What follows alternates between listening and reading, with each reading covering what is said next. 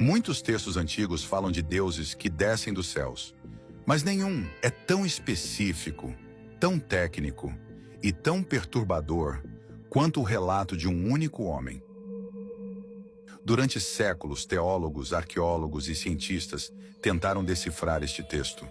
Uns chamam-no profecia, outros delírio, mas há quem veja nele o primeiro relatório técnico da história. Ano de 593 a.C.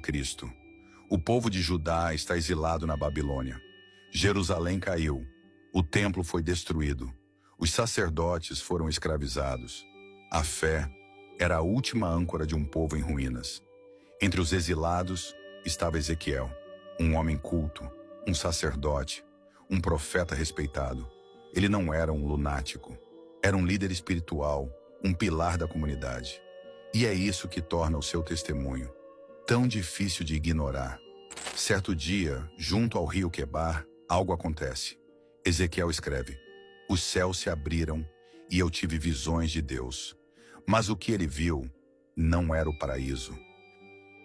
Primeiro, ele ouviu um som distante, como o rugido de um vento que cresce. Depois, o chão começou a vibrar e uma nuvem começou a se formar no horizonte. Ele descreve uma grande nuvem que vinha do norte, uma tempestade de fogo que se revolvia sobre si mesma. E, no centro do fogo, algo que brilhava como metal incandescente. O texto diz: e do meio dela saía algo que resplandecia como metal em brasa. Não é metáfora, é observação. O que Ezequiel descreve é o equivalente antigo de uma reentrada atmosférica. Luz, calor, movimento direcional. Tudo com a precisão de quem está a relatar um fenômeno real, físico, mensurável. Não era um milagre, era um objeto. De dentro dessa nuvem de fogo, surgem 4 criaturas viventes.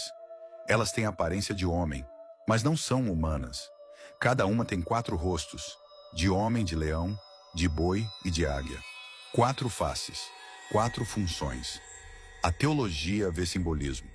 Mas e se for tecnologia? Ezequiel descreve seres com asas metálicas e movimentos sincronizados, que se deslocam em perfeita coordenação, sem virar o corpo, sem hesitar, como se todos fossem controlados por uma única mente. Um enxame, um sistema integrado, uma tripulação.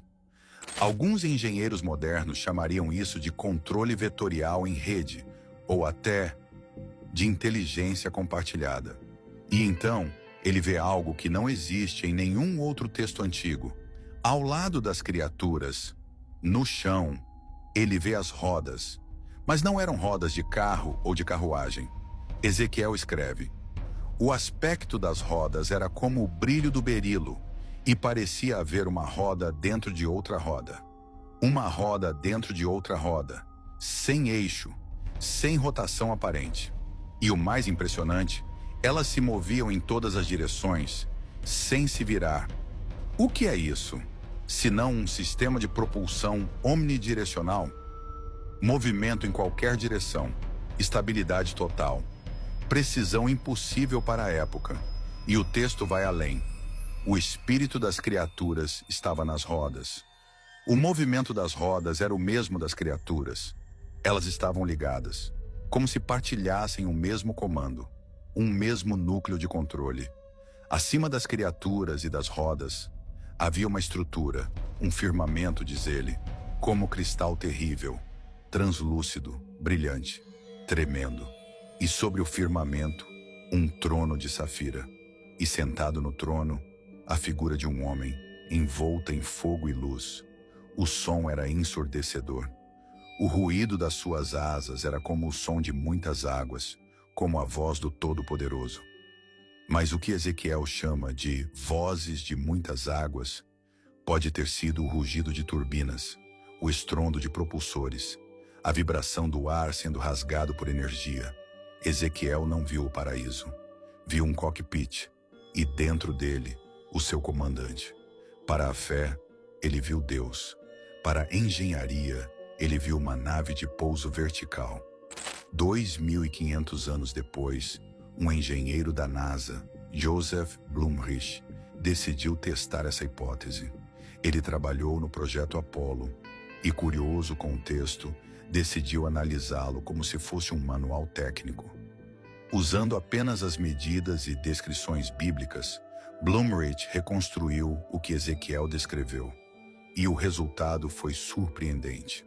Uma nave de pouso com 4 rotores laterais, um corpo central e uma cabine de comando transparente.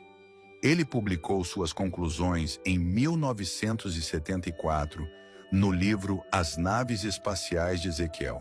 E lá escreveu: o relato de Ezequiel é a descrição de uma máquina real. Ele viu o pouso de um veículo controlado. Séculos antes da era espacial, um homem testemunhou uma tecnologia impossível. Sem compreender o que via, usou o vocabulário que tinha: nuvem, criaturas, rodas e trono. Mas hoje sabemos dar outros nomes a isso: propulsão, estrutura vetorial, comando de voo, tripulação. Ezequiel não viu anjos com harpas. Ele viu engenheiros com capacetes. Não viu asas de luz. Viu propulsores a plasma. Não viu o paraíso. Viu uma máquina. O que ele registrou nas margens do rio Quebar não foi um milagre. Foi um contacto. Talvez tenha sido Deus. Talvez tenha sido tecnologia. Ou talvez as duas sejam a mesma coisa.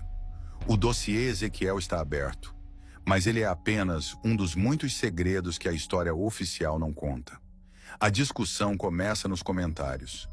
O que Ezequiel realmente viu?